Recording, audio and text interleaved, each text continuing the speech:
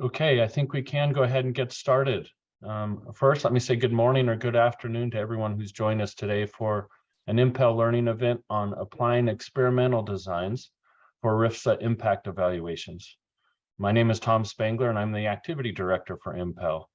Now, before we get started, I'm going to review a few technical instructions for this meeting with you. First of all, if you haven't already, please take just a few seconds to introduce yourself using the sign-in sheet that has been posted in the chat. Now, today's discussion is being interpreted for those of you who might prefer to listen to the conversation or contribute to it in French. All participants should click on the interpretation button in the toolbar and select the language they prefer to hear.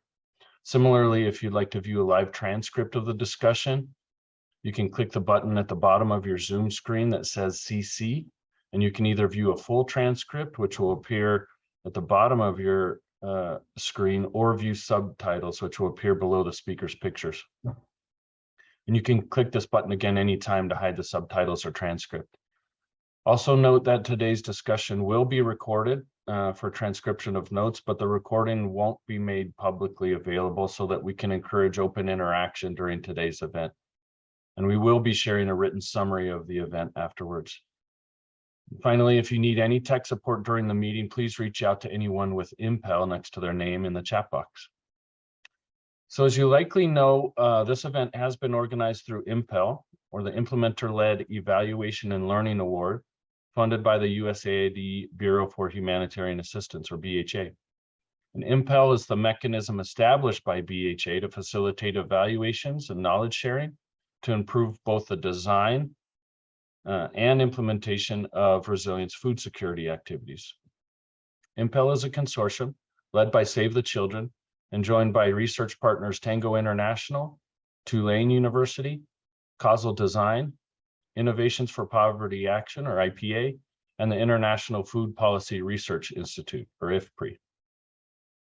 Now, today's event has two main objectives. The first is to raise awareness of impact evaluations and how they differ from previous approaches to RIFSA performance evaluations. We'd also like to learn from both researchers and implementing partners who've participated in them to share their lessons learned and some of the challenges they've encountered and how they've resolved some of those during the IE startup phase. Now, to ensure we achieve these objectives and have a grounded and useful discussion, we've brought together a group of expert panelists to share their perspectives on the RIFSA impact evaluation startup process. They include Arif Rashid, the Division Chief for Design, Monitoring, Evaluation, and Applied Learning, or DMAIL Division within BHA, Mara Mordini, BHA M&E Advisor and AOR for the IMPEL activity, Lasse Brun, a research assistant professor with Northwestern University who's contributed to impact evaluations carried out by IPA. Raymar Macarenas, the senior economist and research design co-lead for Causal Design. Dan Gilligan, the deputy division director for Poverty, Health, and Nutrition Division at IFPRI. Rafiq Islam, the monitoring and evaluation lead for CARE Malawi. Michael Mulford, Chief of Party for the Strengthening PSMP Institutions and Resilience, or SPEAR-2 RIFSA, implemented by World Vision in Ethiopia. And Rita Larocque, the Chief of Party for the Graduating to Resilience activity for AVSI in Uganda. Now, with that introduction, I'll now hand it over to Mara Mordini to provide a brief background on BHA's increasing use of impact evaluations. Mara? Good morning, good afternoon, good evening, everyone. Thanks for attending. As Tom said, I'll give a little bit of a background on how BHA has moved towards using impact evaluations more so than performance evaluations at this point in time, and discuss a little bit about why that is. So to give a history and the evolution of where we are, we began using cross-sectional studies with a pre-post design beginning in 2012. We were under the impression at the time that those were more affordable, but there was, we did get a lot of feedback over the years that there was interest in being able to speak to causality rather than just being able to say that a program influenced changes in the area. So in 2018, in partnership with ABSI and IPA, both of whom you'll hear from later, we piloted a randomized control trial or experimental impact evaluation in Uganda to learn about the interplay between the graduation approach and food security and nutrition. And that was a very successful, positive, and affordable venture. And about the same time that we're shifting towards this pilot, we are really beginning to wonder, what are the effects of our RIFSAs? And wanting to be able to attribute changes in indicators and what's going on to our programs. So our RIFSAs are frequently located in areas of recurrent shock, and we, over the past couple of evaluations, it was not uncommon for us to see little movement or no movement in our quantitative metrics. And often there were cases where the qualitative research and study that we would do would suggest that our program participants were in fact benefiting from the project. So there was a bit of a disconnect in what we were seeing between the quantitative and qualitative data that we were collecting. And so specifically, we were wondering, well, in the absence of a shock, as I mentioned, most of these programs are programmed in areas of recurrent shock. What would there have been greater movement in these indicators? And as just one example, we did the final evaluations in Zimbabwe. Right now we have impact evaluations in Zimbabwe, but a couple years ago we brought the DIFSAs to a close. And that was where we really were kind of seeing the quantitative metrics said one thing, the qualitative suggested that the design of the RIFSAs and the interventions were actually quite positive. So we moved to implementing impact evaluations more or less across the board. We don't do it everywhere, but in the cadre of evaluations, programs and evaluations we have with IMPEL, largely it is an impact evaluation portfolio. We moved in that direction for attribution. That's really the main benefit of doing these impact evaluations, is that we'll be able to speak to causality and what our RIFSAs really did achieve. So our overall goal has been to measure the impact of a RIFSA's holistic effects. It's the entire package of interventions.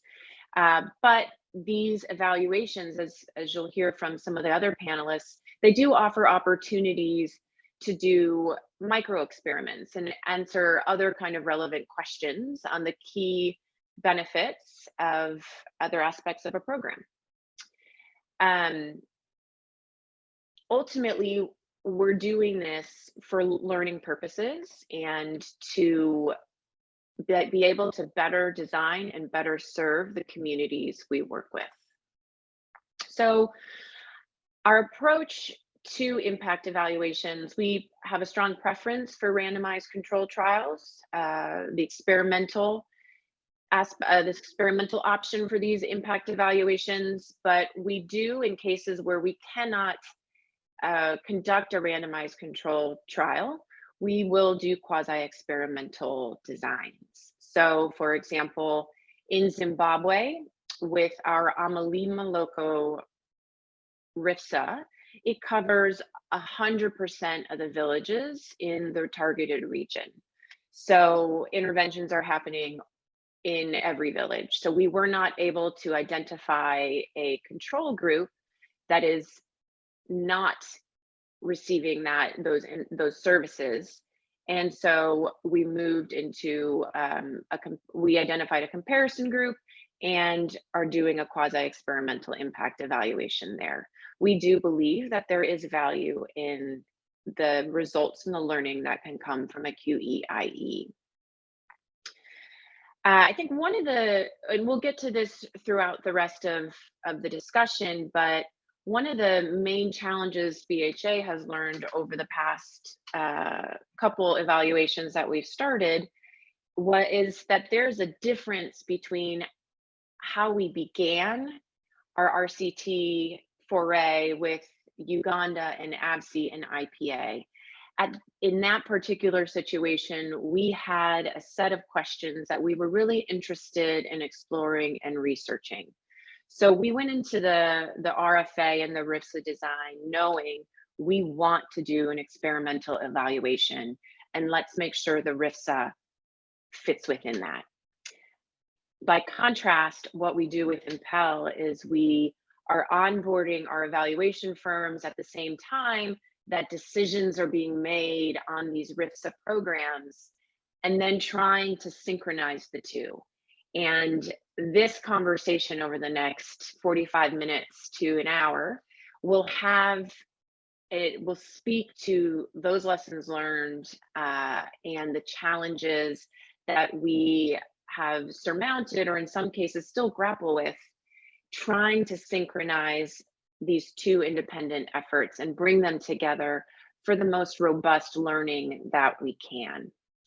So with that, I will pass it over to our moderator, Arif Rashid, to lead the panel discussion. Thank you, everyone. Thank you, Mara. Good morning, good afternoon, good evening, depending on where you are. This is an exciting event, and thank you, IMPEL, for organizing it. As Mara, I would start with where Mara left.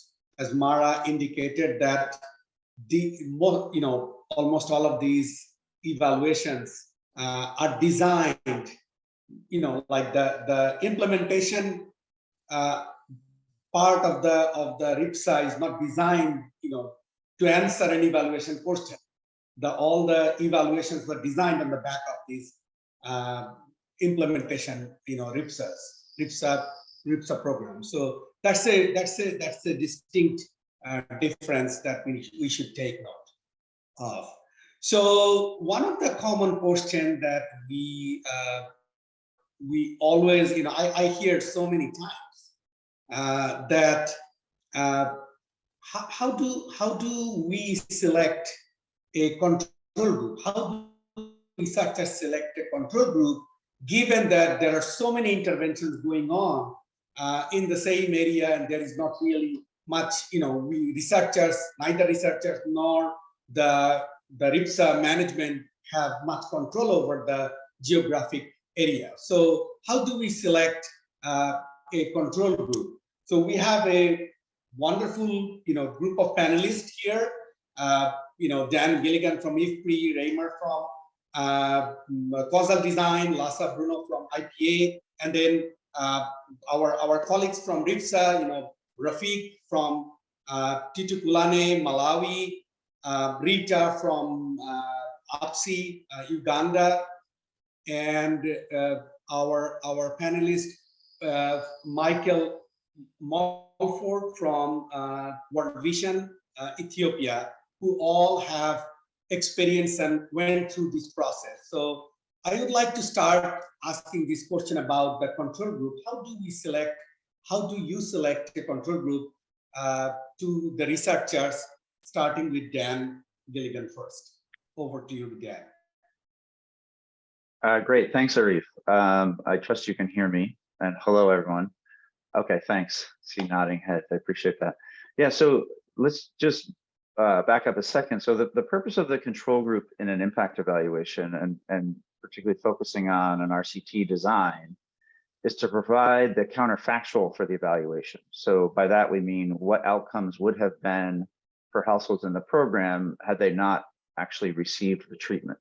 So that's what we're going to learn from the control group. They're going to provide those measures of outcomes that will estimate for us what households in the program would have received had they not received the treatment. In our RCT designs, the control group often represents business as usual. So it's not the case that it's the absence of any other programs. That's not what a control group is. Instead, It just represents the sort of business as usual condition. So the households or communities that are eligible for the program are assigned to treatment or to the control group through a randomized assignment among similarly eligible households. So, for example, in the SPEAR 2 RIFSA in Ethiopia that I'm working on with Michael Mulford and World Vision, this is a multi-sectoral graduation program. All of the SPEAR 2 beneficiaries are PSNP participants. So the Productive Safety Net program is the national cash and food transfer program in Ethiopia. So all households that participate in SPEAR 2 are part of the PSNP. So we made sure that the control group was also randomly selected from among PSNP sub-districts that were eligible to be in the program. So we started with a very large group of sub-districts that were within the catchment area of SPEAR 2's work, and then randomly assigned them into treatment or control.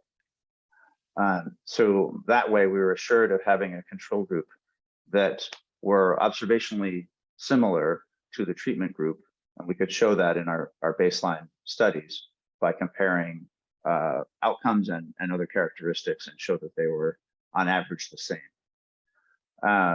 This approach to constructing a control group can be justified when the program cannot effectively reach all target areas, which is commonly the case.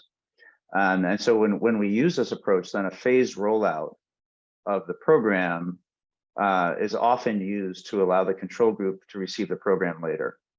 And so that's the approach that we're using also in Ethiopia. The control group is withheld from program components for the period of study. And as we did in the DIFSA, we also worked with World Vision in the DIFSA. After the DIFSA studies were completed and we included a randomized controlled trial there, then World Vision and their partners began to implement programming in those control areas. So why don't I stop there, but happy to answer questions or just join the discussion. Thanks. Thank you. Anybody else would like to chime in, Raymer or Lhasa? Or should we move to the next question? No, I'm happy to chime in very quickly. I think the only thing that that I might add to Dan's comment is that just as it's important to understand what the control group represents, the other side of the coin is identifying and appropriately understanding what the treatment means in that context. So if we're evaluating the whole of RIFSA, the control group will be very different from one where we have an approach where we're looking specifically at a subcomponent that might be focused on a specific subgroup, right? So we can understand that the control group really needs to mirror what kind of the overarching research goals and questions are. And so to us, identifying the appropriate control group, really, it comes at the end of kind of a larger process of engagement, understanding what those goals are, understanding what it is the implementing partner, all right, is and BHA are really focused on in terms of how we structure the overall IE design. Thank you, Raymer. So to the audience, as I have a few questions that I'm going to ask to the panelists. Please, if you have any question, please feel free to type in the chat, and we will have an opportunity to ask your question to the panelists as well. So, following up on the discussion, when there are multi-sectoral activities, being implemented in the large geographic area where the RIFSA is being targeted, how do we overcome this challenge of, identifying the treatment versus control in the context of RCT or in the context of any impact evaluation? I will ask this question to Lhasa to start with. Over to you, Lhasa. Okay, thanks, Arif. Yeah, so the question here, the part about the identification is easy, right? We start from a larger group of units that could all be treated, and the implementer would commit to treating those units that are then randomly selected, and those not selected, that's the control, right? I think the concern that often comes up is that how do we ensure that the control group stays the control, something around that, given that there are other organizations in the same areas, and what does it mean to be a control in that context? And so the point is that first, it's important to note that because there are so many other things going on, including other programs, that's why the randomized design is necessary or useful. And so if we select a comparison group in another way, then we'd usually be even more worried that the treatment and comparison groups are not actually comparable, in part because of those other programs, right? And so that's more sort of an argument for doing the randomization of treatment and control groups. But then in an RCT setting, we mainly have the problem that we have a problem when the placement of those other programs and the households participating in them is correlated with the randomly assigned status. So like in the spirit of what Dan was saying before, the control is the status quo, so other things can be going on, and the interpretation is in the context where other things are going on. But where we start to have a problem is when those other things are correlated with whether the whatever we randomize is correlated with those other programs. And on that one, in my experience, that's just mostly not the case in practice, because we don't go around telling people that this is our control group and this is our treatment group. Don't go to these people, go to these people. It's something that typically we shouldn't do and don't do if the goal is to evaluate the program whose placement was randomized. Right? And then one concern that comes up is that, well, we're not explicitly telling anyone, but other groups might target the control group because they know this program is not happening or they're figuring it out. And so this is definitely a concern in theory, and this might be a concern in specific context. In my own experience, in what I've seen in practice, this isn't a huge problem because in impact evaluations, we typically work with a very specific set of households with a specific set of interventions that we want to randomize, that we want to evaluate. And then the chance that that same household gets targeted, that a substantial fraction gets targeted by other programs in a differential way with a program that has comparable or non-trivial sort of size of the benefits is practically mostly low. And so it's not per se a problem if there's some other program coming in, targeting some of the groups, maybe even targeting differentially if the program they're targeting with is completely not comparable in size to the program we're evaluating. So as a concrete example, the graduation program in the Kamwenga area was a very intense, large program. We focused on those households receiving it, and then the other household, there just weren't sizable programs that were going on in those same areas that would worry us too much. Now, we do assess this. We work closely with the implementers to learn about, like, on the ground, what are those other programs that are potentially going on that could be important. And then what we do is we include them in our surveys to learn what's the rate of participation in those other programs, so that at the very least we get a sense of that, and then we can see if we're concerned about that. And so then, like I said, in practice, empirically hasn't really been a concern, but then if we do find that there's differential take-up, for example, the control group gets targeted by this other program, then the RCT is still valid. It slightly changes the interpretation of the program, which is, in a setting where the control group tends to get targeted by these other programs, what is the additional impact of the treatment? Going back to also Remar's point that the definition of what's the treatment in this setting and what's the interpretation of it. And so that might be and so that latter question might be an interesting policy question by itself, because these programs are often not done in isolation, but of course it's not often the original question, which is what is the program versus nothing else. And so then it might change the interpretation. And maybe the last comment on this, I know I've been talking for a while, but this program also, this issue also doesn't get better by doing before-after comparisons or purposefully picking a control group. Those approaches will then not kind of provide more credible answers to the original question of the impact. Long answer, sorry. Thank you, Lhasa. Anybody else? Raymar or Dan, do you want to add anything?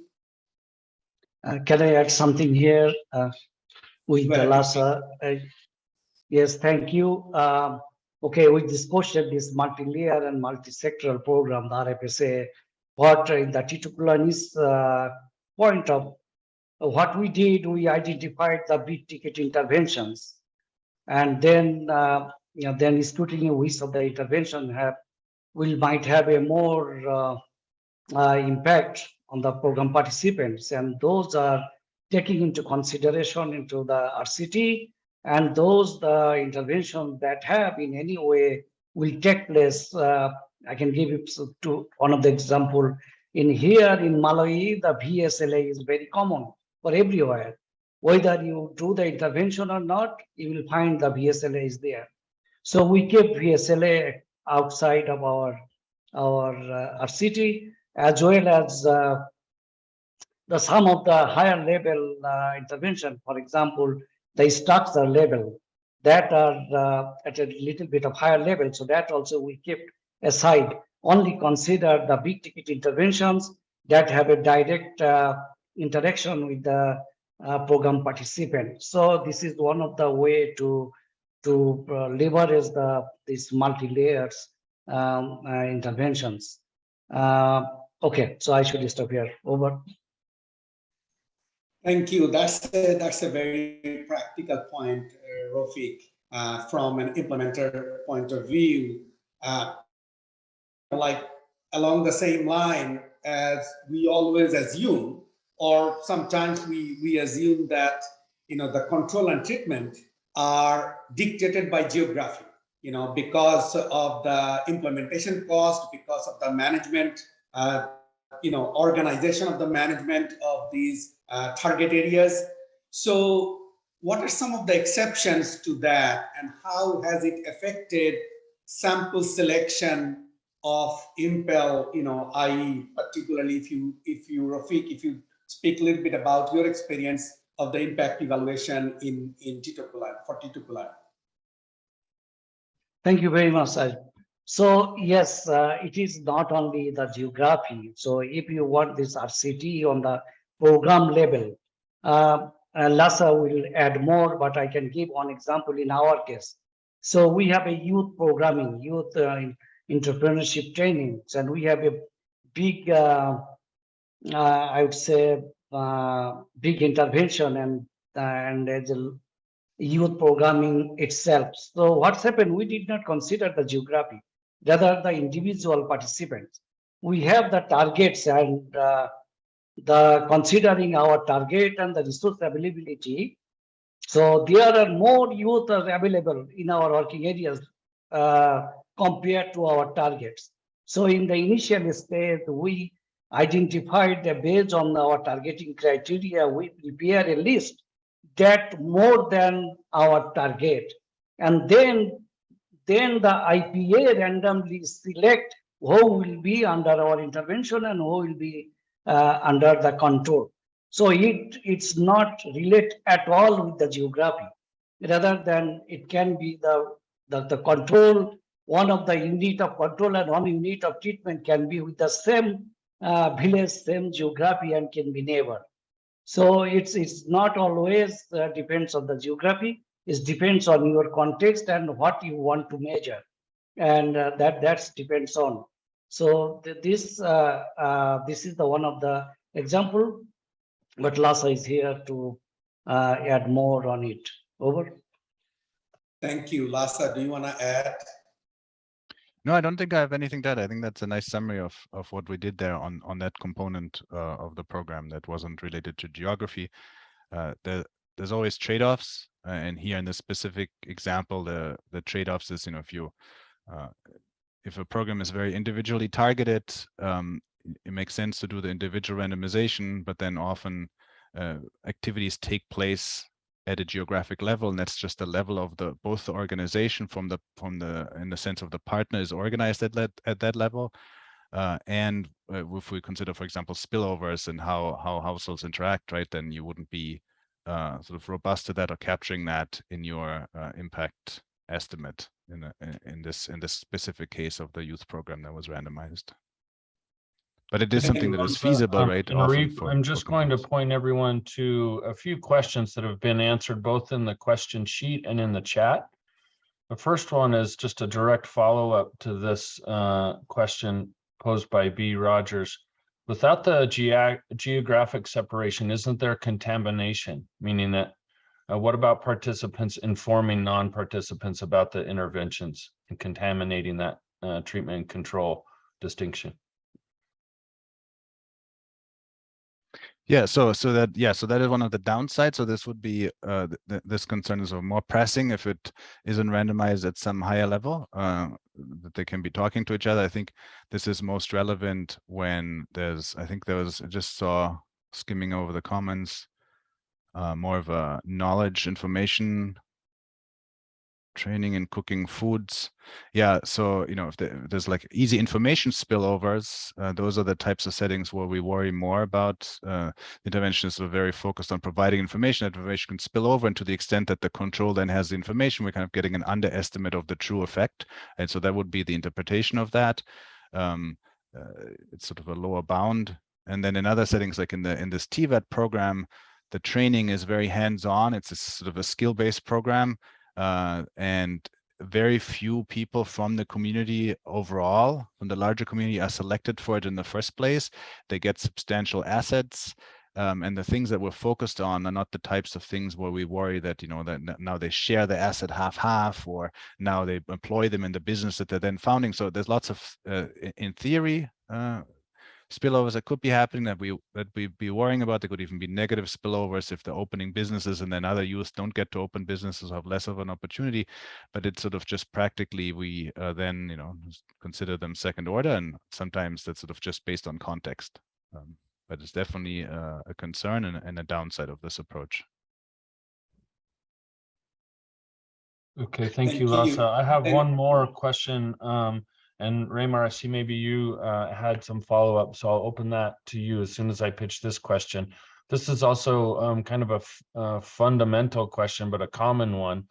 And that is, when we're establishing, say, treatment and control groups, how do we address issues with incentivizing those control groups to participate and actively engage in the RCT while they're not actually receiving any support? I think you spoke to this briefly, Dan, but I was wondering if other panelists can weigh in on this common question.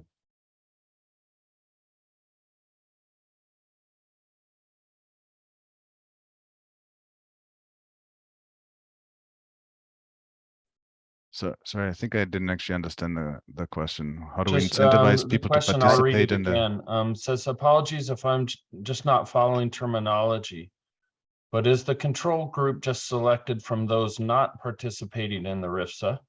And if so, how are we addressing issues with asking them to engage in the RCT, but not actually receiving any support? So I might come back on this, Tom. So I think if just going back to kind of the way that we structure the RCT, we start with a group of similarly eligible or targeted areas or communities, for example.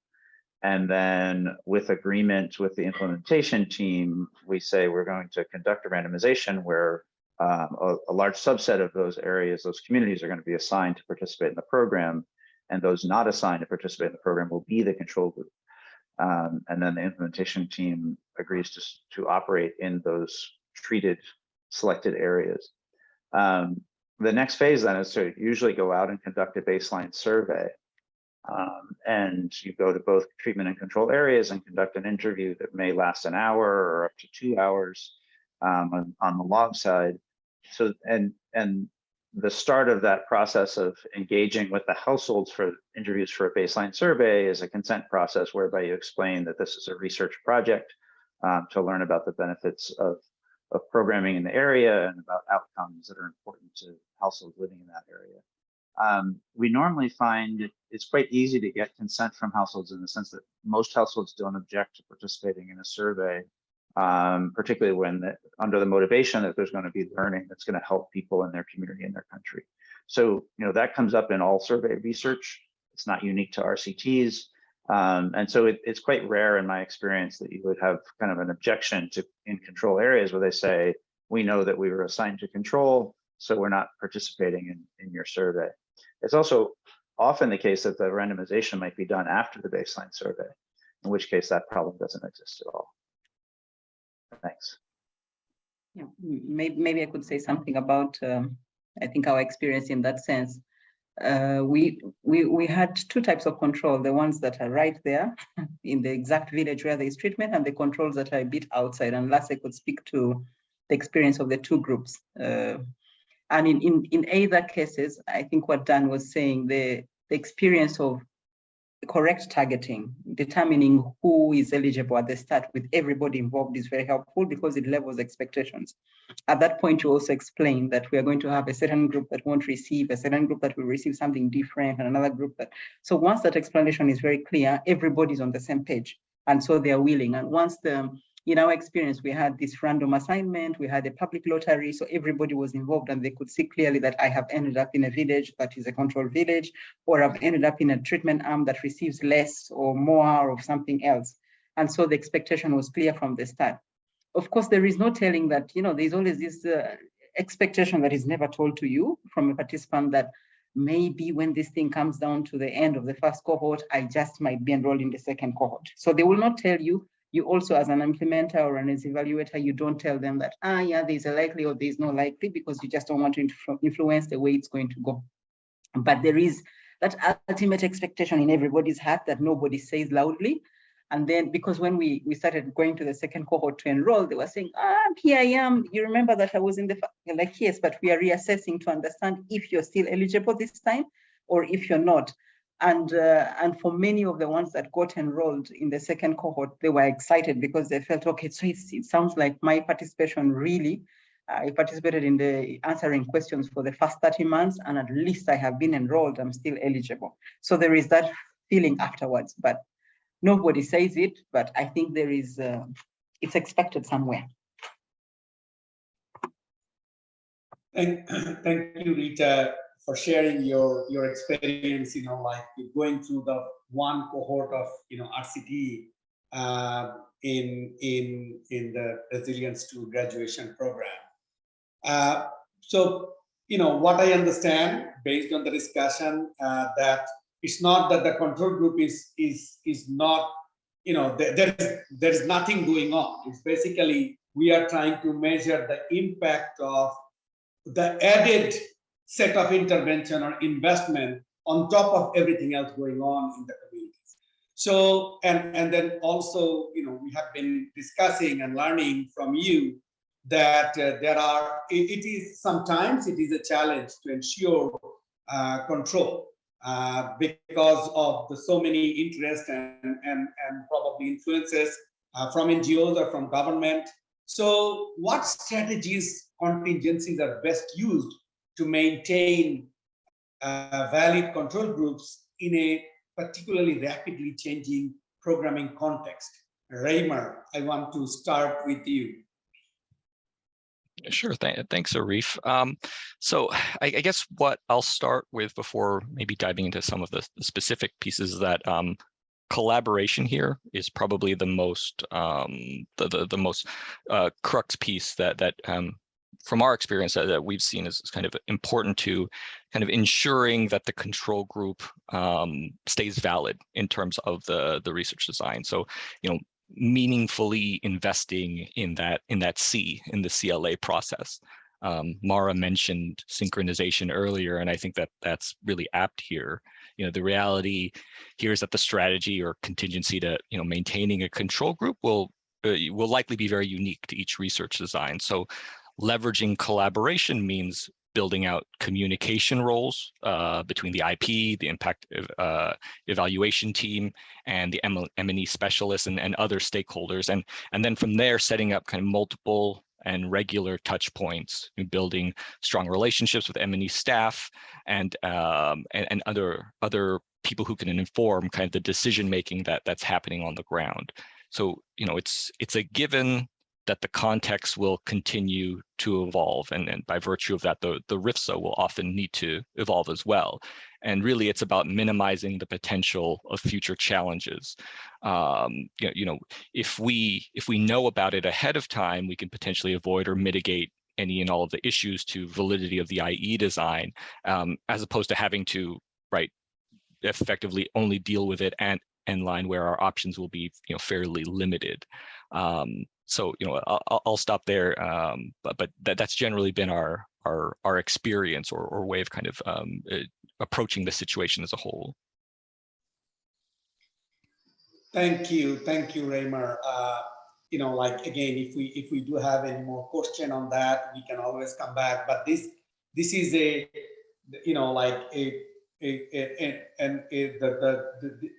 your answer gives the segue to move us to the next set of questions, which is primarily focused on how have the IMPEL research partners addressed the technical challenges of measuring RIPSA impact, particularly in a context of multi-layered, multi-sectoral program.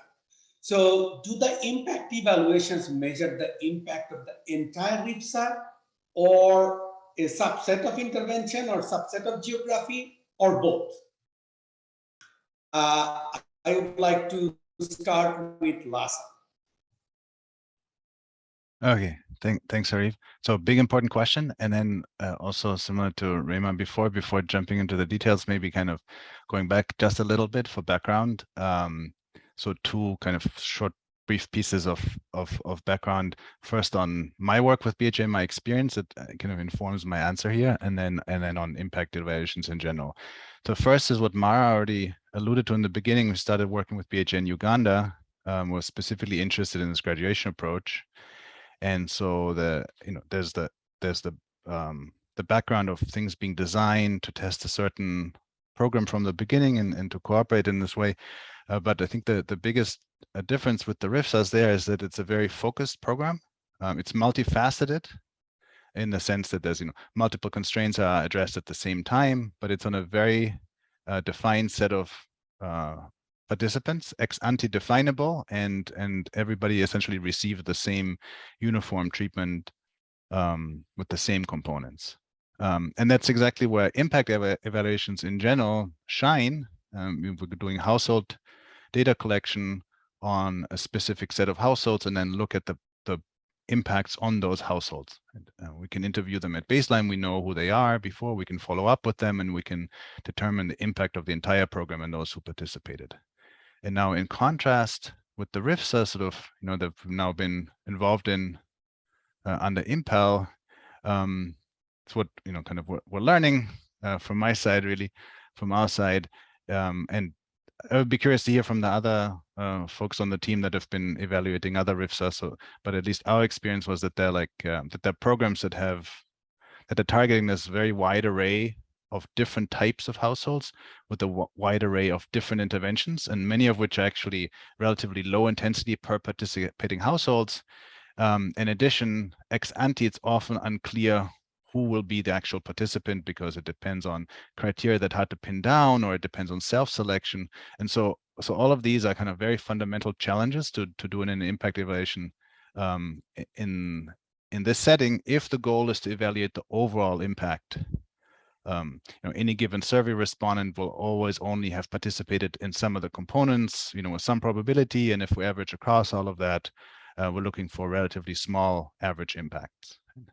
And then now, so, that's the challenge. I can tell you like what we did practically, sort of doing our best in that setting. And then, maybe I have more opinions on what could be done going forward. But the approach we did take, for example, in Titukulan in Malawi, that Rafiq is working on, is we try to get a good sense of what are the main program components, like of the, I don't know how many, dozens at least, program components, which are the ones that have the highest spending for the activity overall, and then the highest spending per participant, right? And so those are the types of components that are most important in the budget sense, and then also if we're looking at spending per participant, where we want to see the biggest impacts if it's worth spending those dollars. And so then concretely in the setting of Malawi, that we identified as one, or the other criterion is that we want groups that are ex ante identifiable as taking part, right? Because we want those high participation rates in order to then, with our household level data collection, be able to say something about those impacts. so they don't get washed out by lots of people not participating and just having random outcomes that we average over. And so one thing that we focused on was the care groups with nutritional cash transfers. So it's targeting expecting mothers and mothers with young children. This 1,000 days approach. There's a group setting, and then they get monthly stipends, amounting to substantial cash assistance. And that's a type of program that was very large for the activity. So it's both important for the overall budget, and it's also something where we'd expect programs to materialize, and where we'd be like, kind of with the logic of, if this program has big effects, this is where we should be finding them, right? And so then we made sure that in our sample, when we're doing the main RCT with the village level randomization, treatment versus control, we had basically over sample, we have a large share of the sample that is representing that group. So if we look at that group individually, we kind of have something to say on those. And then we did include sort of an everyone else sample that allows us to compute the total effect, but there realistically, what was going to be true is that we'll have limited ability to pick up downstream impacts in those households, since the targeting was so dispersed and often low intensity on a given program component. But that's just inherent to kind of the challenge of evaluating something that's so widely dispersed and wanting to have basically the effect on everybody. With a limited budget, let's say, because we're not going to go out and interview 50,000 households. And then the last thing Rafiq already alluded to, we identified this TVET program that comes with several weeks or months of practical training component, and there's a business training after that, and then there's a substantial asset transfer, kind of a capital cash transfer or tools and so forth to start a business in the same trade.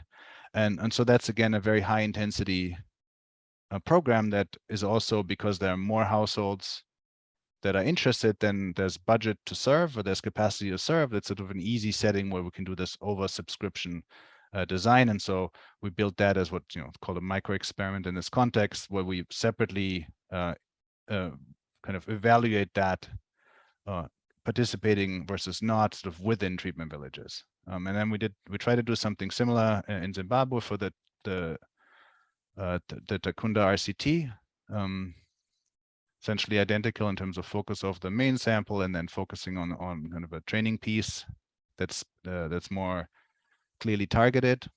And then maybe zooming out again. So the challenge here, I'd say, with the RIFSAs, as opposed to other impact evaluations that I've done before, that are often done, is that there's this innate tension between wanting to do a large multifaceted program that is widely dispersed with lots of people participating in different program components, but also wanting to know the full impact at doing a household level impact evaluation. And those are just going to be kind of conceptually in tension with each other. And so impact evaluations shine where there's a well-defined sample and a well-defined intervention.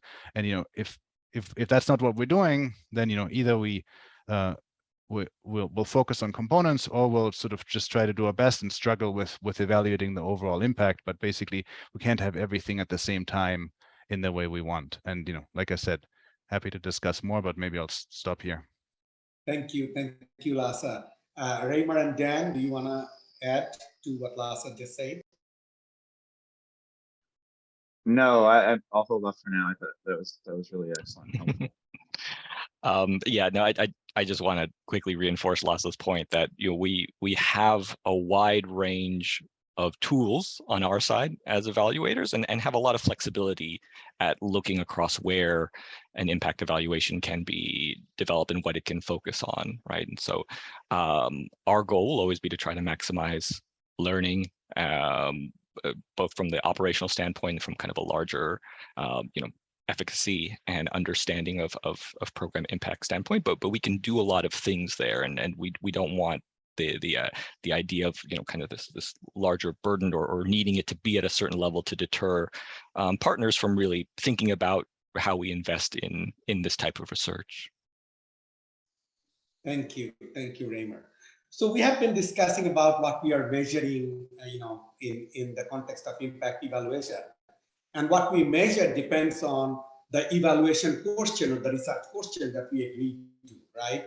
So My question to our implementer colleagues, and starting with Rita, how do we agree on a set of questions that helps to prioritize intervention? Because I understand from my experience that these questions were decided between implementing partner, the researcher, and USAID. So could you please talk about a little bit about how do we come up with the research question to prioritize interventions to measure? Sure, thanks, Arif. Yeah, so it's usually a difficult one, and I think you need to have enough time to discuss and agree. But I think adding to what Lasse said, you want to look at the cost drivers. For a graduation approach program, you have about 6-7 components, depending on the way you want to see it. And some of them are more costly than others. Some of them are more engaging, meaning they involve more of the participant. But also you need to think about, as BHA, for example, what were you interested in? And in our case, we had this graduation approach that had been tested with for extreme poverty, without very much intervention around food security or nutrition. So that became a key driver of the decisions on what we were really going to specifically test and understand. And then IPA, the evaluator, came in to say, well, there's lots of things that are already tested. These specific areas might be novel. This might be something we want to study more. So one of the key questions at the time when we were designing and deciding which specific intervention to test was the question of cost.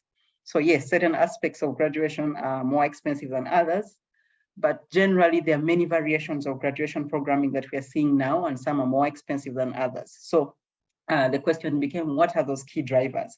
And in our case, it was moving between coaching, the type of coaching, from individual coaching to group coaching, to the asset transfer, or to consumption support. And I remember, Arif, if you recall, we were debating with you. For AVSI, we had experiences where we had dropped consumption support in the past, and we were excited that, yeah, you can drop consumption support and go away with it. And then instead, on your side, because this was a specific area we wanted to understand if graduation can really help you with nutrition and food security, you said, no, we need to keep the consumption support in and understand whether how it changes over time.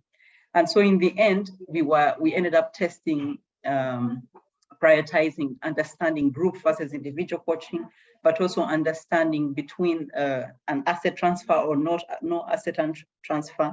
And you can see that for those kinds of decisions, it was largely dependent on the cost, on our interest, on what had been studied before and what was still pending.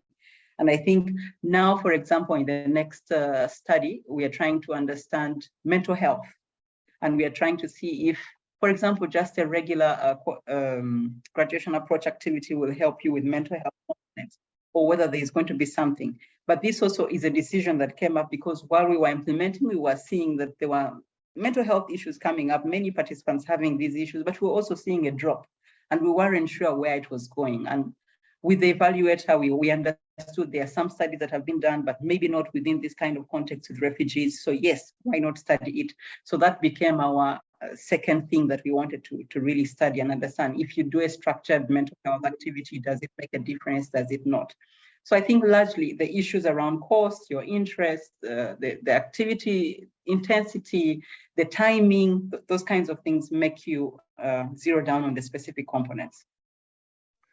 Thank you, Rita. And also probably because graduation is a very well-defined approach, probably I would like to hear from Michael a little bit about, the RIPSA, which has so many interventions. How do you come up with agree on a set of questions that are going to be evaluated?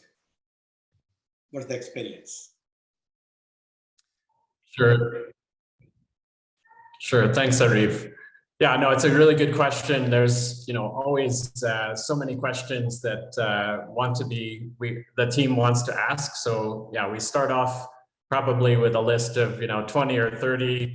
The challenge to narrow those down is quite significant. So kind of perhaps going back to something Raymar said, just a really collaborative process of working together with the implementing partners, with the learning partners, is a process that we've followed. And then also kind of, from a technical perspective, perhaps some of the things that Lasse was referring to, just kind of what questions can we actually answer with these these tools, with this evaluation. So kind of looking at from the program priorities, from the priorities of our stakeholders, from gaps that are there in the learning, and then kind of seeing, yeah, what are the kind of feasible ways we can explore and test some of these. So yeah, it's interesting, even just from this conversation, hearing what others are studying. It's also areas that we've been ourselves looking at, for example, you know, at the different constraints that our households are facing, you know, in terms of perhaps keeping them from graduating. We ourselves looked at a mental health intervention addressing maternal depression, so kind of a targeted mental health intervention. But you know, through the course of our after our baseline, we kind of found that actually the rates of men's depression were quite significant as well, and so that led us to adapt and kind of add a men's component to the depression treatment. So yeah, I think kind of the CLA approach of, yeah, really a strong collaboration, and then, yeah, building on when we can, adapting and you know, building in different components or questions into the design as is possible. Thank you, Michael. For the sake of time, I would like to move to the next set of questions, which touches on some of the operational challenges or lessons that we learned in terms of communication and coordination among the different stakeholders who are engaged in an evaluation. So who is important to bring to the table at the outset of the impact evaluation startup process? Raymer. Yeah, so in terms of, right, who it is we need to bring to the table at the outset, you know, we're able to kind of draw from some of our experience both in Madagascar and Ethiopia as well, where kind of we were brought we were brought to the process fairly early on. I would say we were engaged before the inception workshop had happened, and what that allowed for, right, was having us sort of understand what the dynamics were kind of between the different stakeholders involved, kind of within each implementing partner, to understand then, well, you know, who seems to, right, be most I guess critical in ensuring that we're getting the information we need, but we're also ensuring that level of collaboration is you know, there and very high. So, you know, at a minimum, obviously having someone on the M&E side from the IPs is really important. I think, you know, without that, you're often left kind of without the needed eyes and ears that you need as an evaluator. But I think going beyond that, right, it's very clear to us when COP engagement isn't there at the outset, and what impact that has kind of on the M&E leads you know, ability to kind of convey information and really convey kind of the needs that we're potentially expressing on the design side. And so, you know, in addition to folks on the M&E side, I definitely would advance kind of not necessarily daily, right, or regular COP involvement, but generally just ensuring that there's some kind of higher level of buy-in across the entire partner. And then mirrored on the other side, right, the role of kind of the M&E specialist is actually, you know, was so incredibly crucial to us to ensuring that those lines of communication stayed strong, and then also ensuring that mission was brought into the picture, because, right, there are decisions being made outside of the evaluation, right, that have to do with concerns around how we're doing implementation, what other contextual realities we need to, you know, bring into that mission, and the partners are kind of deciding on their end that, you know, we don't necessarily need to be on all those conversations, but we need to know that there are these potential for changes, that there is that there's this context happening in the background, and so that we can be prepared to also judge and assess, okay, well, what is the potential implication of this on kind of the IE design as a whole? And so, to me, those are sort of critical people who I think need to at least be informed at the outset about what the goals are. And then from there, you construct a communication strategy to ensure that everyone is being kind of looped in regularly. Thank you, Raymer.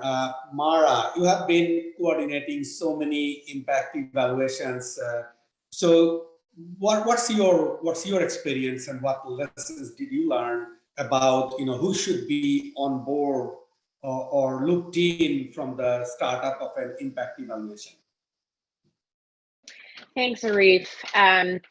Yeah, I think, I don't know that I can have too much more to add to what Raymar is saying. I think the COPs, the M&E advisors on the partner side are important.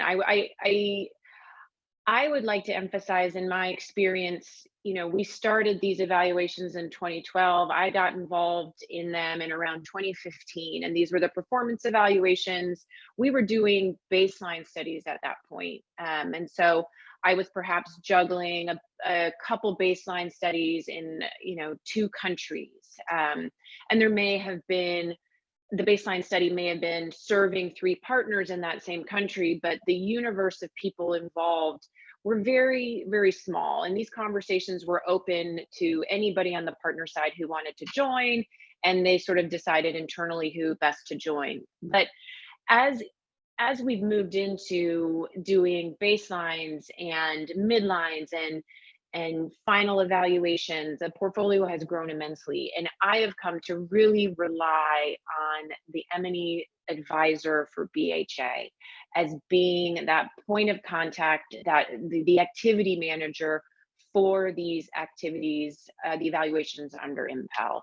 So I saw him jump on. I don't know if he's still here, but for example, Killian.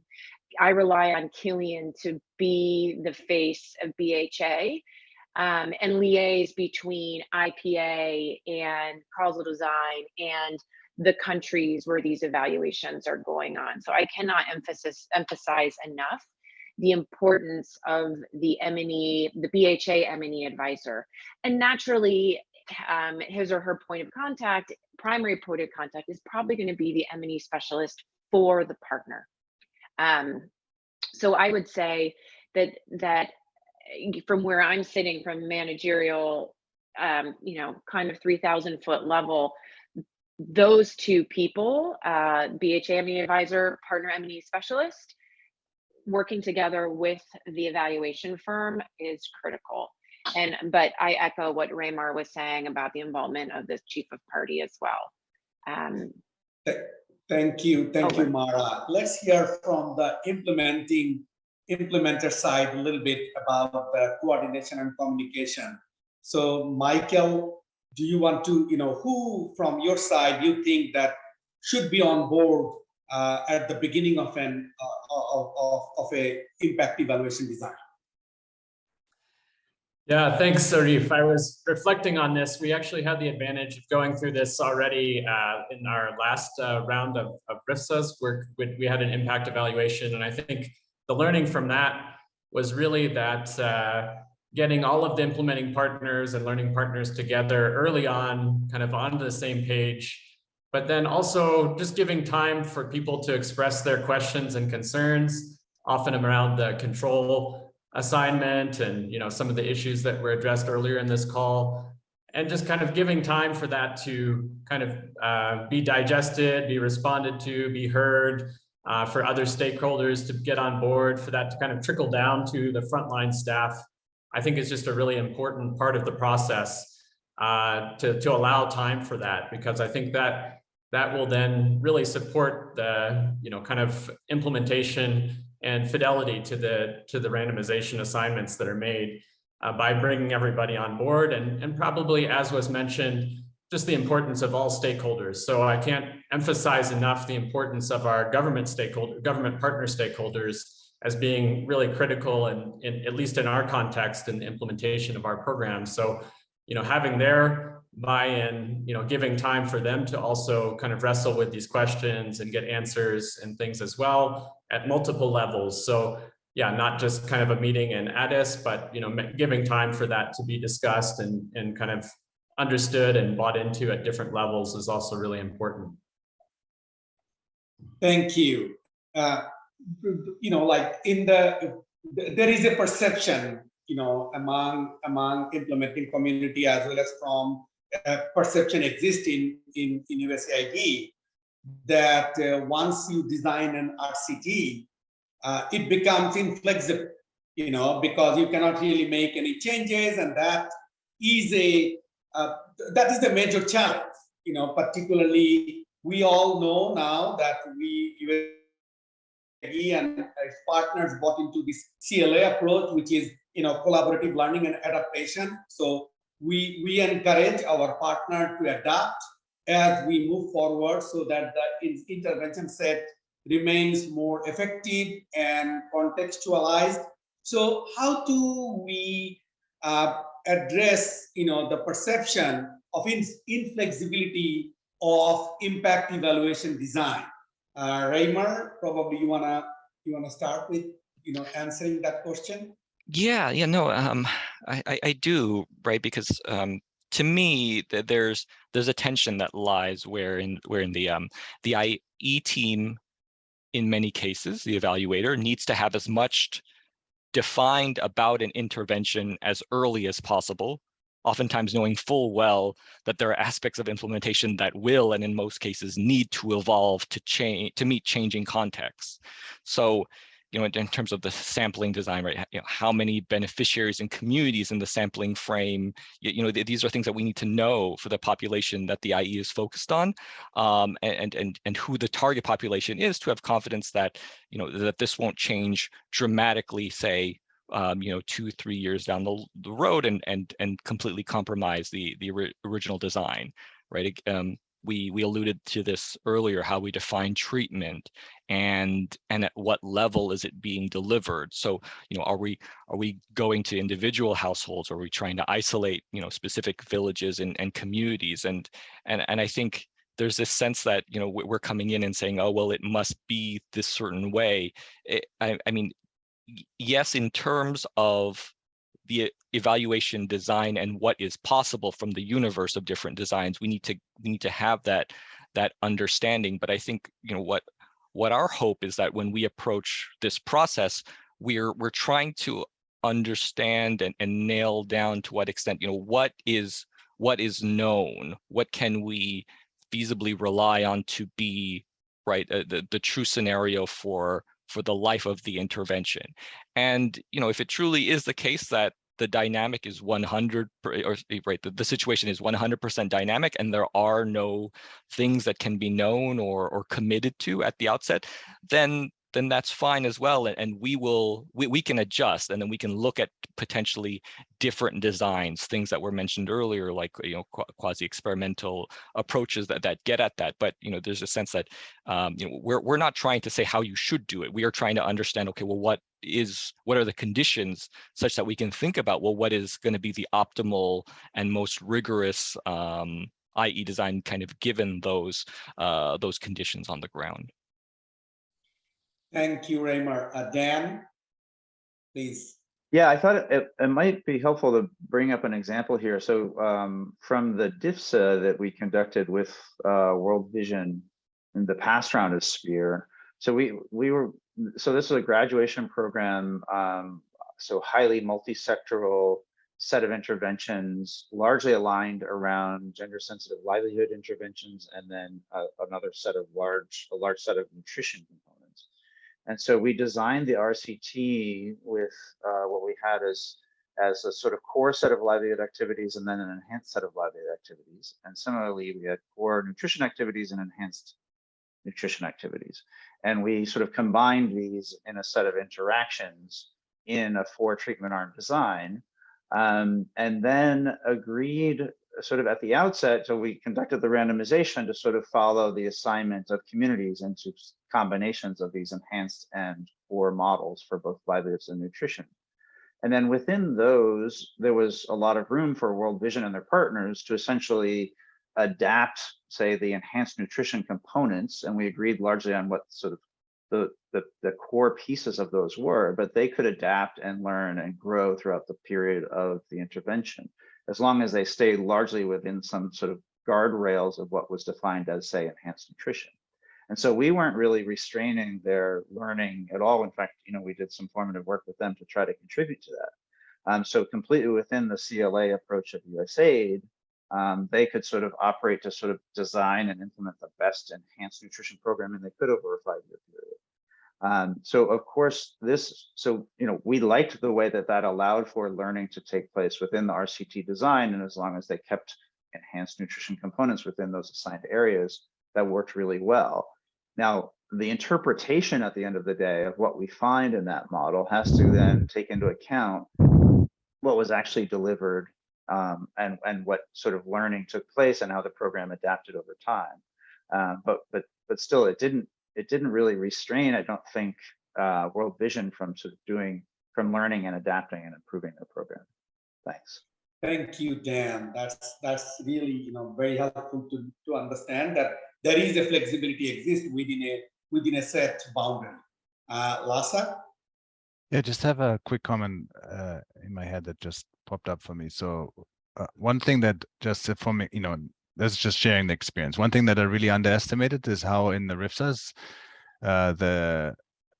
how much the actual intervention is not yet decided when the award is made and or maybe even when the proposal is written and so forth. And so things always change and some things fall through. I mean, in Malawi specifically, there was a large irrigation component. We spent a lot of time trying to figure that out, and then it kind of fell through. That's in principle fine, right? Things happen. There were like some real constraints, and then that falls through, and then we have to adapt.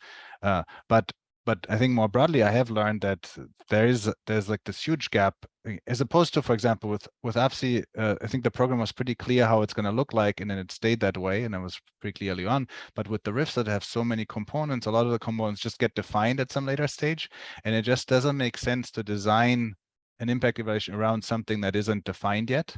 And you spend all this time trying to understand what it is, where really it isn't quite defined yet, or maybe there's some rough ideas and then things change. And so that's really a challenge. And I think one way maybe more constructively to overcome this is to, I think if there's supposed to be an impact evaluation on these components or on the program, I think just some time needs to be allowed for that, right? It needs to be in the timeline that once you figure out exactly what you're doing, then there's to be a time, for example, for a baseline to happen, or figuring out some of the details of the design. And that's just, that's just part of the cost of doing an RCT. I think there's this sense that like we have broadly this plan, and once we finally figured out the plan, we have to go be up and running and produce and have numbers and report back, right? And so that's all fair, and we understand that, and we work within those constraints. But it's kind of not ideal from the perspective of learning, because we just sprinting all the time and then trying to adjust, and in the moment when you actually have all the information to design something, then the things are supposed to already happen, right? And so that's a challenge.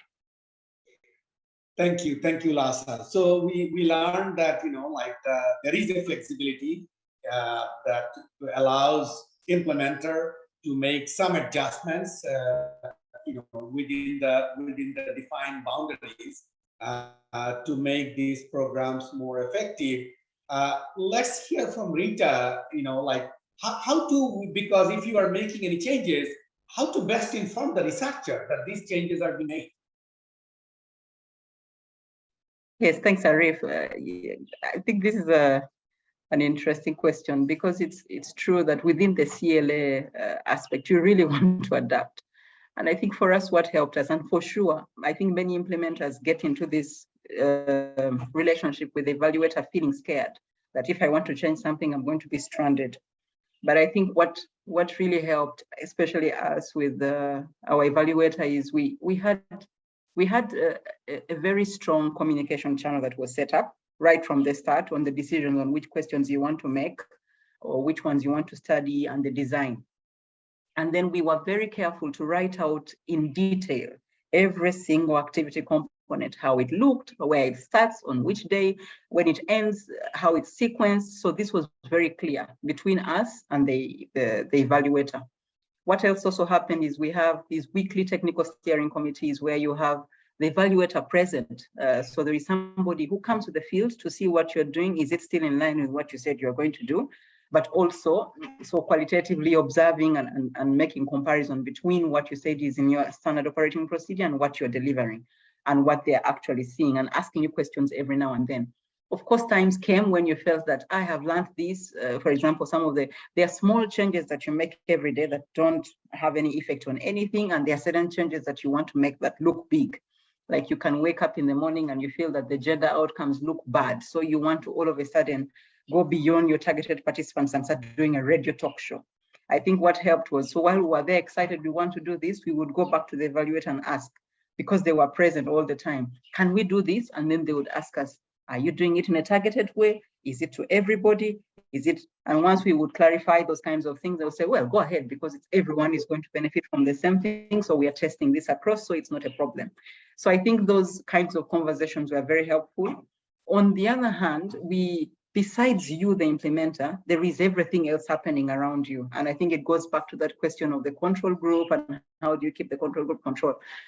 We had, because we were present as an implementer in the field and we were in different working groups and we could tell what was going on, who was coming with a new program and what it looked like, we kept documenting these kinds of changes. Of course, the evaluator was also present documenting these changes, but we had a context tracker that we developed that we would keep submitting, saying, you know, there's now this new implementer that has come in, and I think they're going in the control group area, but they seem to be providing this little component. And once we started it, they would say, okay, let them go ahead.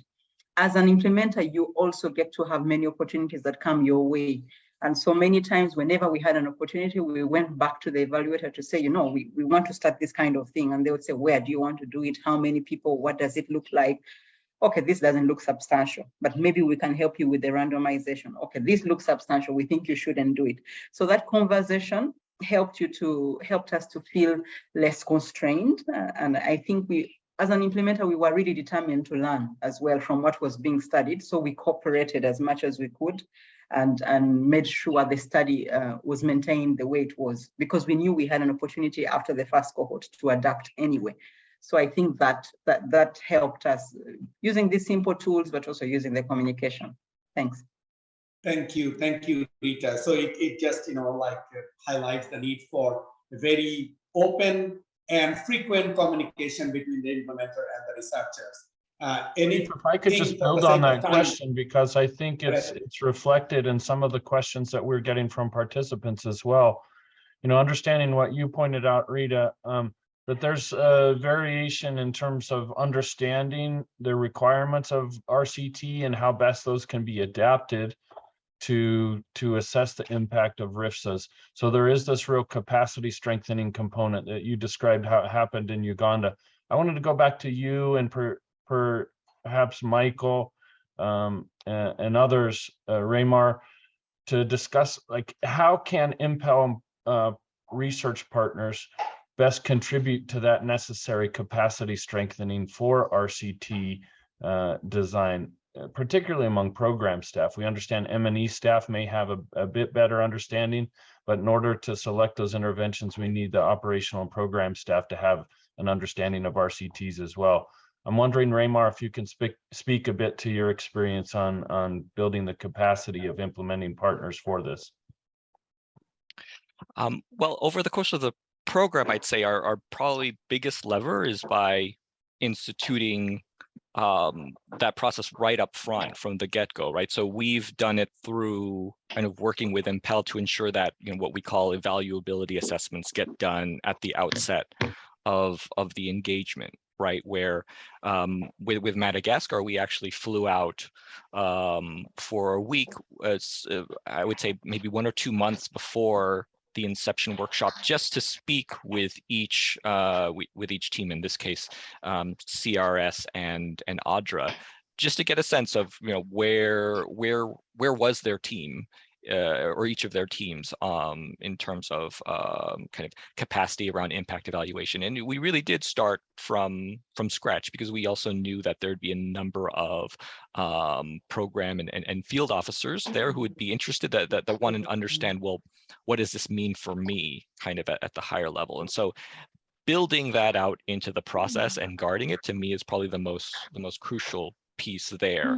And then engaging in that in that series of discussions throughout. So you know, we in the Ethiopia case for CRS and FH, you know, what we found is, you know, we had gone through the evaluability process, but there were multiple points along that chain, along kind of the eventual design process, that required us to go back and say, hey, can we reconvene and have a stakeholder meeting across, right, the partners, across mission, across right, BHA and many advisors, to make sure that we're all on the same page here about the decisions we're making around targeting, around, right, design, around focusing on maybe specific regions, and what this means for the whole process. And so, you know, building that into the practice, knowing when we need to say, maybe, right, put the brakes on something and say, hey, can we ensure that we're doing this? You know, to me, is going to be crucial to at least, you know, ensuring that you can carry out the evaluation with kind of the minimal challenges, but both in terms of buy-in and in eventual kind of implementation and execution. Thank you, Raymer. For the sake of time, I am moving to the next section. So, as Mara indicated at the beginning, that BHA, particularly for the RIPSAs, we moved, and we are more interested to conduct impact evaluation for a variety of reasons. And our preferred approach is, you know, like wherever it is feasible, conducting RCT, using RCT. But RCT is not always feasible. And this question to you, Lhasa, you know, what are the key factors and constraints that researchers need to consider in making the decision about whether, you know, an experimental design or a quasi-experimental design is more feasible?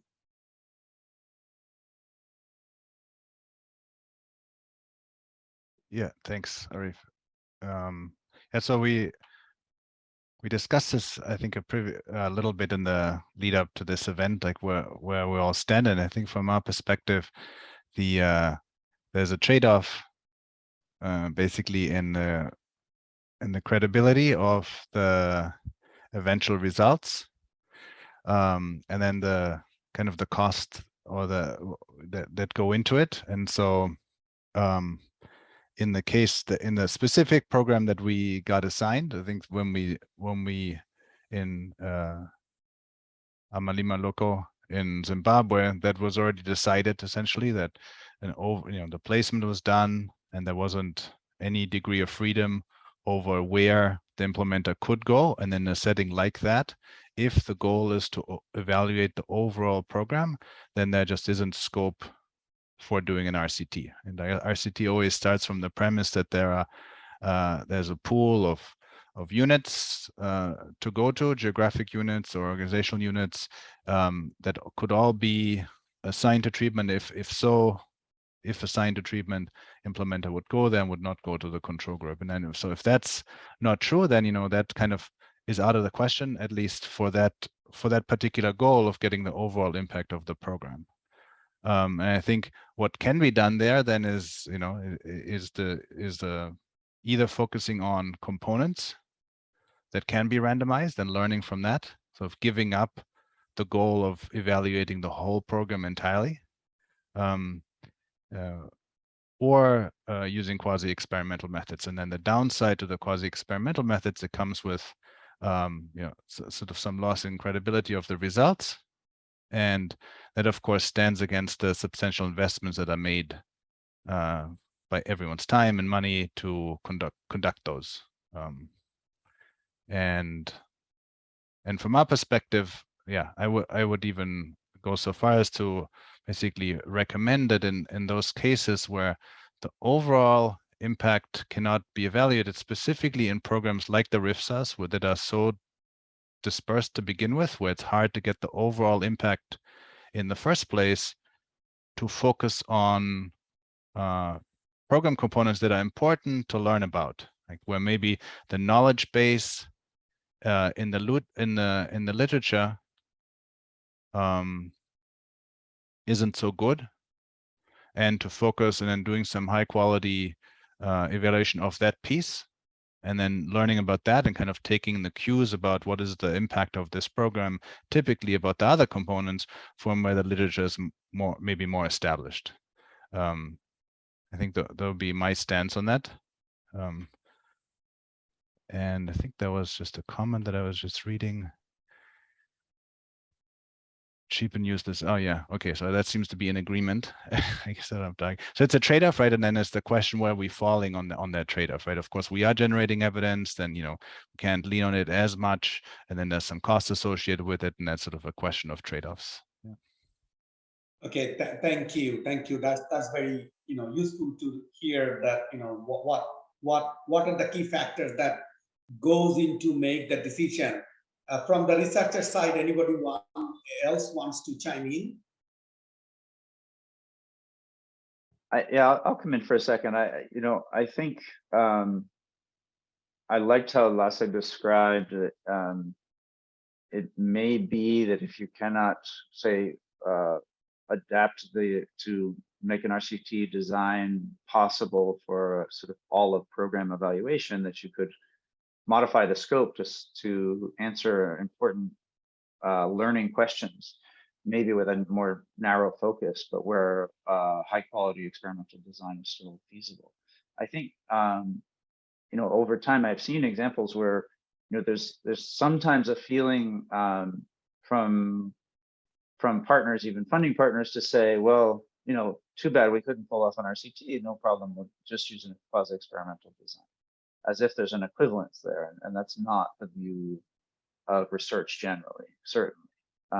So it's not just that you could sort of fall back on quasi-experimental methods sort of whenever needed without some trade-off. There are real trade-offs, and the benefit and rigor of experimental designs is quite clear and widely supported. So in those instances, I encourage a thinking that says, well, okay, let's pause for a second and see if we can still maybe modify the scope, as Lasse said, and still get something where we think the quality of evidence will be high, and make a find where we can make a contribution to learning, both for implementation and for the literature. So we have a set of results at the end that are broadly considered to be credible. Thanks. And maybe I can just add to that same point. I think that what Dan just said would maybe also apply not just to the specific question you asked, Arif, about the quasi-experimental methods, but maybe a little bit broadly to the RCTs, and given the challenges with the multifaceted programs that are so spread around, right? Given the tension between, there's a lot of things that are spread around. If you want to do those programs, then that's sort of not fully compatible to wanting to know the impact of all of it on, on essentially all the components, right?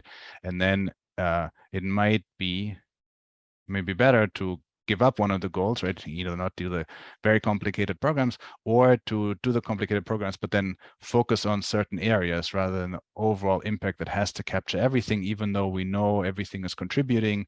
And if there are specific questions, specific arguments, for example, oh no, these components really go together because they're complementary, then, for example, if there's not good evidence on that, then specifically designing the program around testing that, right? So that you get some specific learning from that. But it would mean giving up what I perceived as kind of the initially non-negotiable starting point, is we need to know the overall impact of the program, even when we do the RCT, which is tough in this context often. Thank you, Lasse, and you really, highlighted a very good point that BHA has been, and our partners, we all have been struggling with prioritizing intervention, identifying intervention that really caused the impact, or that moves the needle. And we are hoping that these impact evaluations will help us to prioritize some of these interventions, if we can design them to understand which set of interventions are really driving the outcome of interest. So, that's one of the reasons we moved to this impact evaluation, because that would help the implementing community as well as BHA to prioritize. Moving to the next question, like we have been encouraging our partners for many years, and also BHA staff, that we should be taking advantage of the baseline survey results. How to best utilize the baseline survey results other than for its evaluative purposes.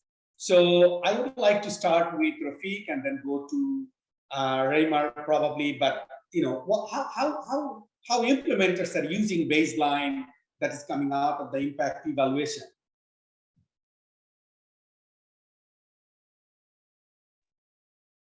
Thank you very much, Arif. So before going to these baseline results, I'd like to supplement the other questions relating to this engagement of stakeholders in relation to this RCT design. So I would like, for avoiding the implementers, the management burden, is one of the important stakeholders is the government, who have the ground level connections with the participants and all those things. So in very beginning, it's really, we need to engage the government counterpart as well to make them understand the advantage of this RCT, so that in real field in the ground, they can support to the program for better implementation of this, especially the control issues. So that's one. Say the other one, okay, this is the baseline. Of course, this is one of the important. Whenever we get the results and review. So in our case, what's happened, we reviewed and the result is conceptualizing, and that's reflect in the prep and the targeting. So some of the we found that the integration is important for creating more impact. So what's happened in the year 3 or not, what Titukulani is doing is focusing on more integration. So all the intervention, both the geographical integration as well as the household level integration of different interventions, so that this synchronizing of different intervention can generate more impacts.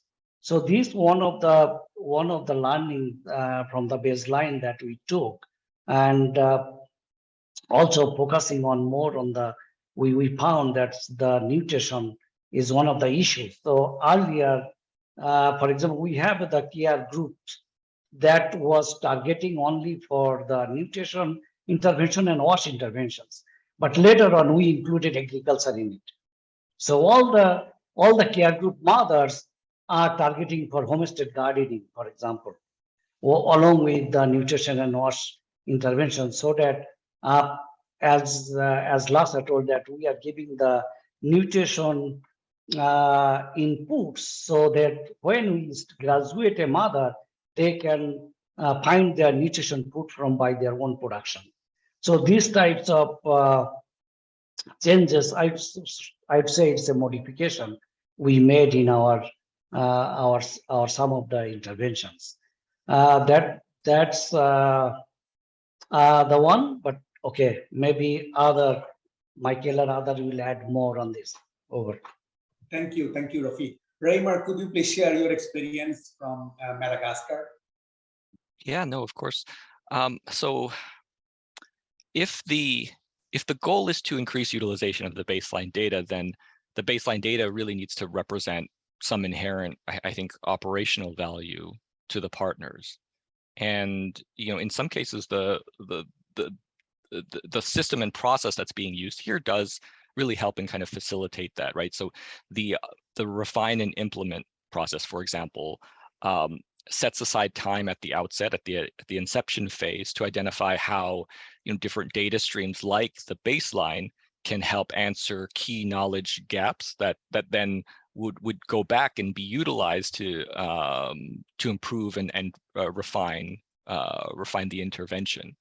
So then the question becomes, how do we then make sure that the baseline data has information that the IPs can use, or how do we help the partners interpret that data. And on one end, there's ensuring that the indicators themselves are more geared towards operational outcomes, or can be broken up in that way, right? So one example is, right, taking indicators that are standard, but are maybe in effect broad indices or represent large buckets, and break them down into their subcomponents that the implementation team would actually be much more concerned with, right? And then including that in the baseline analysis, as opposed to only just reporting on kind of higher level outcomes. And then from there, right, scheduling time and touch points to actually talk through what the implications of that are, right? So we've created or kind of insert ourselves in many cases into the existing CLA practices that are happening or being put in place by each of the partners, and saying, okay, well, include us in your pause and reflect so that we can talk to you about what the baseline says, and you can tell us how this can better inform how you're making decisions and how you're evolving the projects. And so, right, to us, that only happens if we have this really high level of engagement up front. Thank you, Raymar. Thank you, Raymar. Arif, if I could, I'd like to interject a question, not to too abruptly shift from what we were talking about, but a question that seems to be getting quite a bit of attention. And that is, what would researchers share in terms of how best to measure the impact of interventions when that impact may be seen after the life of the project and beyond the timeline of the RCT? Lhasa, maybe you can speak to this based on your experience in Uganda with cohort 1 and cohort 2 and the long-term follow-up research that IPA is doing there. Yeah, so one of the kind of, I don't know how I should call it, tenets, principles of an impact evaluation is that, you measure what you vary, you measure the impact of the thing you vary, and you measure the impact at the time when you do the measurements. And so if we want long-term measurements, then two things have to be true. There need to be the measurement needs to happen long-term. And over that time period, there needs to be kind of adherence to the design, treatment versus control. Right? So this is a challenge in settings where we have a phased-in design, and then the second cohort is going to come for the control. Then that precludes getting long-term impacts that are interpretable. And if we come back later, then the control group will just have received the second cohort, and then we're no longer studying the long-term impact of this original cohort. And so basically what needs to be true, and this is best when this is planned out from the beginning. I think in Uganda we made an attempt, but since the second cohort funding was not sort of secured, wasn't clear, was sort of possible that someone would come, you couldn't explicitly take that into account. You make some allowance for it. The size of the second cohort isn't clear. Even the coverage geographically isn't maybe clear. So you sort of do the best you can, but then when the program hits, you need to make adjustments and make decisions about if there's a possibility of studying something long-term or not. We, of course, as researchers, are very happy to study the long-term. Often, you want the short-term impacts more as to see, did the program do anything in the short run, because that is often necessary to have longer-term impacts, at least on some intermediate outcomes, right? If your theory of change is that on certain dimensions things should have been changing always, and always true in the short run, then that leads to some long-term outcomes, and we're interested in measuring that. And then we're of course very happy to come back later. And so what we did in Uganda is we basically have funding for a follow-up survey several years out, and then we just tried to do the placement of the second cohort within the areas of the first cohort such that we keep a balance between treatment and control, and so that they're kind of equally treated with the second cohort, which slightly changes the interpretation. Right now, the interpretation is these are the long-term effects of cohort 1 in a context where a second round of cohort was done in the same communities, not with the same people. But it allows us to look at longer-term effects. And then the even better way to do it is to set it up from the start.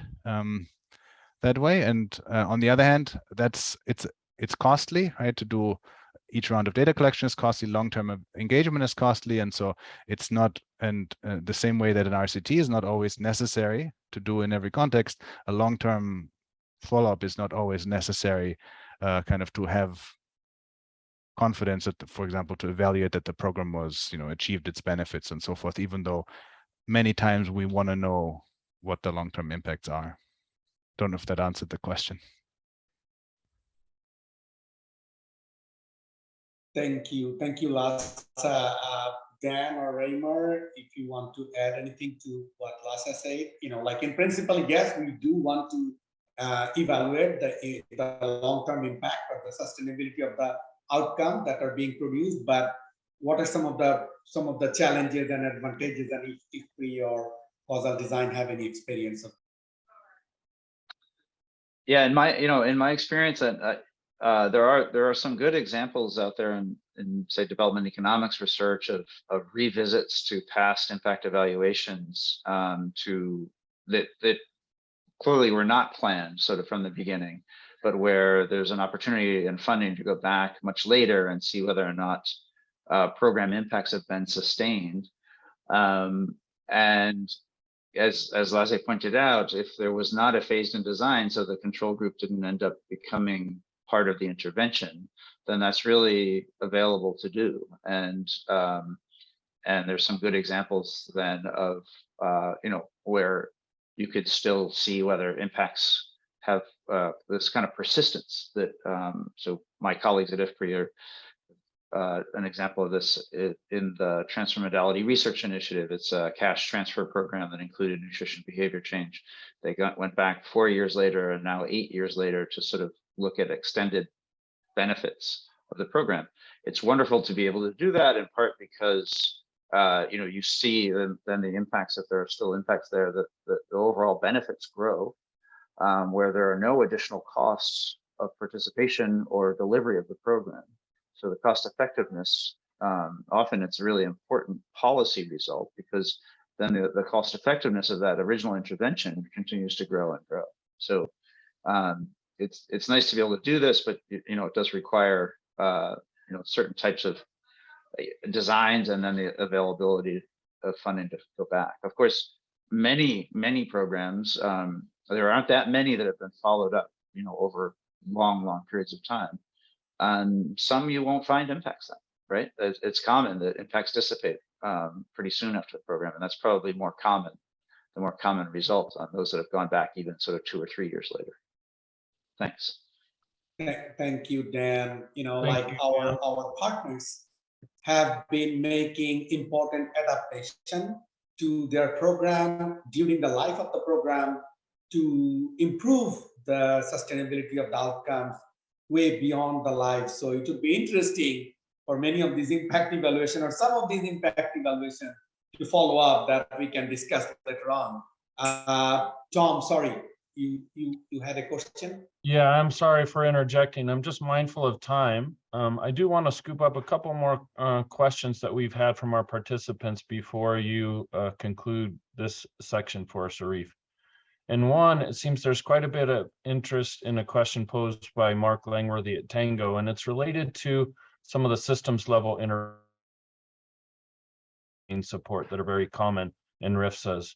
And the question for panelists is whether there are any insights about how best to design IEs for assessing the impact of these systems level interventions.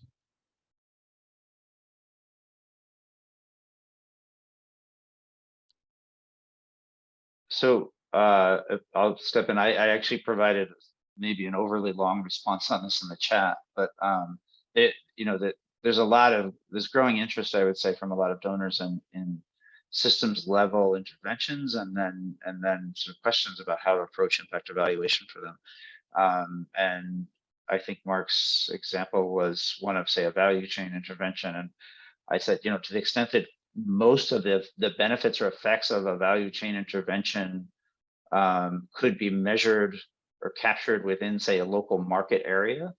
And then if you can collect data across many local markets, then it would certainly be possible to do sort of market level RCT and do with enough funding, right, and sort of sufficient capacity to go and visit many local markets, then such an evaluation would be possible.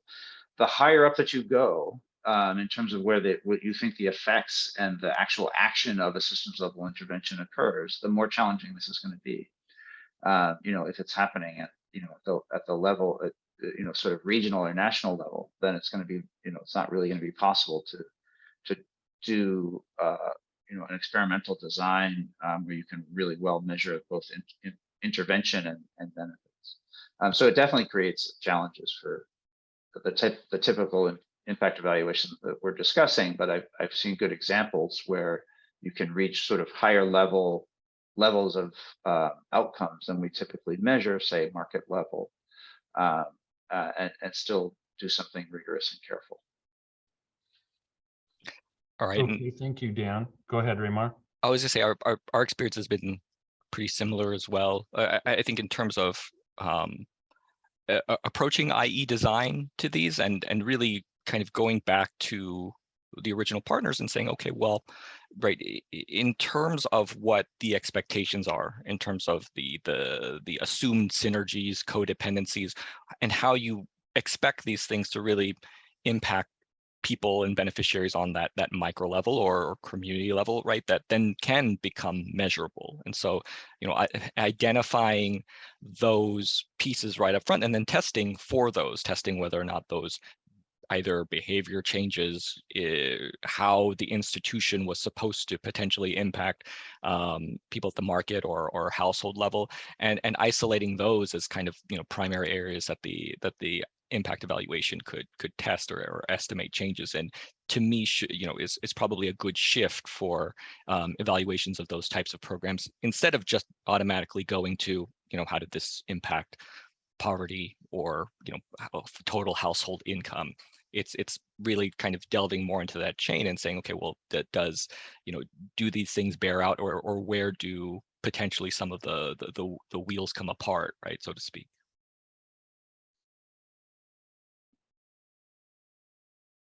Okay, thank you very much. I'll say that we have a number of unanswered and really good questions that we probably will not have time to address today, but we'll do our best in the follow-up and including the notes from this to address those questions. I think in the time remaining, I just wanted to hand it over to you, Arif, maybe for any kind of concluding thoughts on this panel discussion, and then I'll jump back in to update everybody on some next steps for impact evaluations under IMPEL. But Arif, can you summarize for us? Thank you, Tom, and thanks to the panelists, for this very useful discussion, which definitely, enriched my own knowledge about the impact evaluation design and implementation.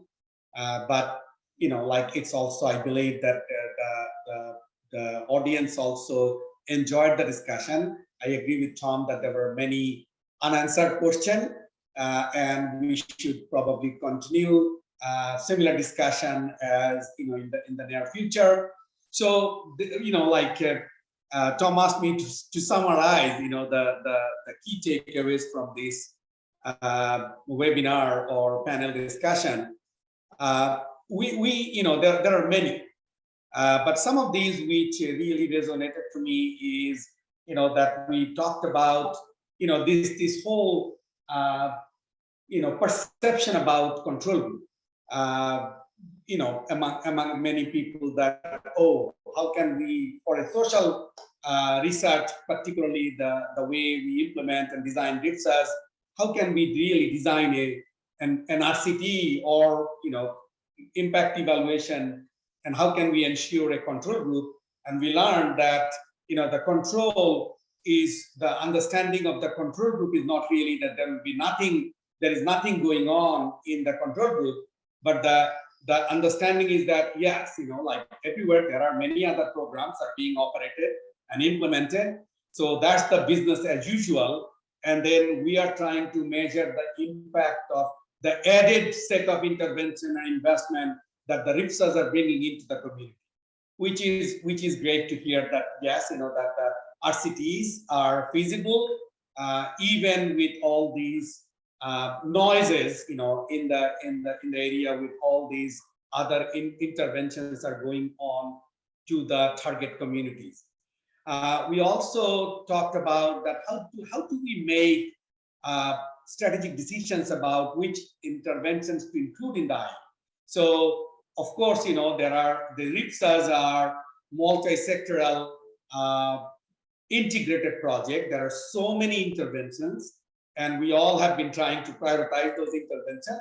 But even with all these large set of interventions, not everything is going to be under the evaluation. We are not going to be able to attribute, make the causal inference of all the intervention, but these will all depend on the evaluation question that will be agreed between, or that are currently agreed as well, between the implementing partner, the researcher, and BHA, and our mission colleagues. We all sit together and we agree on a set of research question, and then the interventions are prioritized.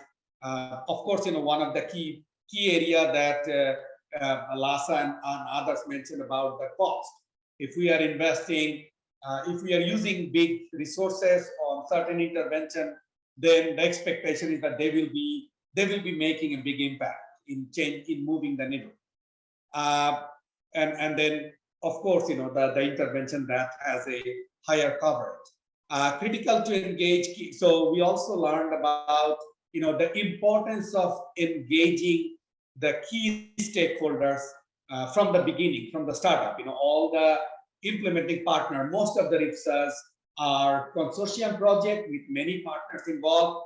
So from the beginning, involving with all the partners, involved with researchers, involved with the implementing organizations headquarters who are providing support to the RIPSA, involvement with the government who are there and who should know what's happening on the ground, and they can then take advantage also of the findings of the research. So it is extremely important to have a maintain an open communication and then from the beginning, and developing a common understanding about the purpose of the evaluation and what we are evaluating and what can we expect.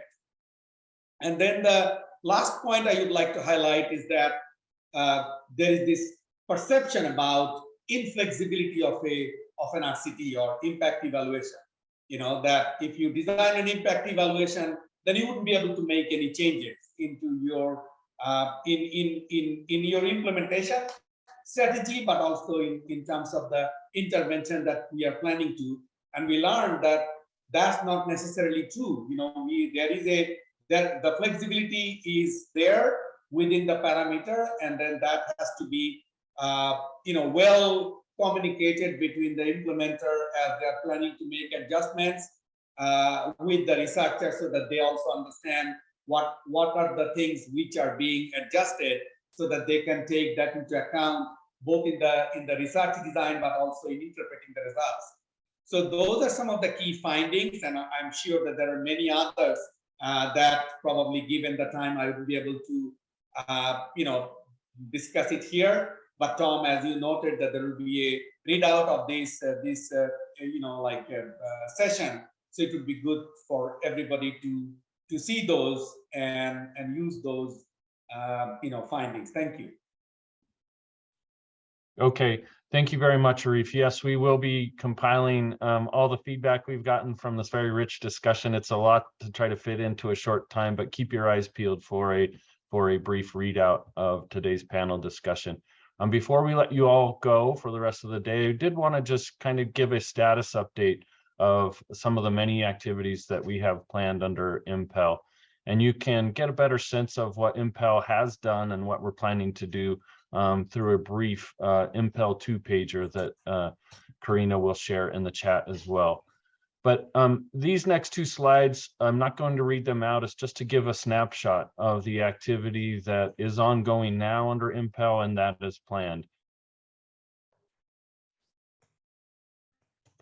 I think, as most of you will know, when we talk about impact evaluation, elements or components that are included in that. In addition to a baseline, we also carry out process evaluations. We do outcome monitoring point in the program, and then of course a final evaluation. Now, for each of these different countries, there is some slightly different combination of these IE activities based on the timing and based on the analysis needs of partners and BHA in those countries. But rest assured, looking at these two slides, we will be busy for the forthcoming years in terms of doing this impact evaluation. So with that, unless there are any other kind of parting words, what I would like to do is just thank you all again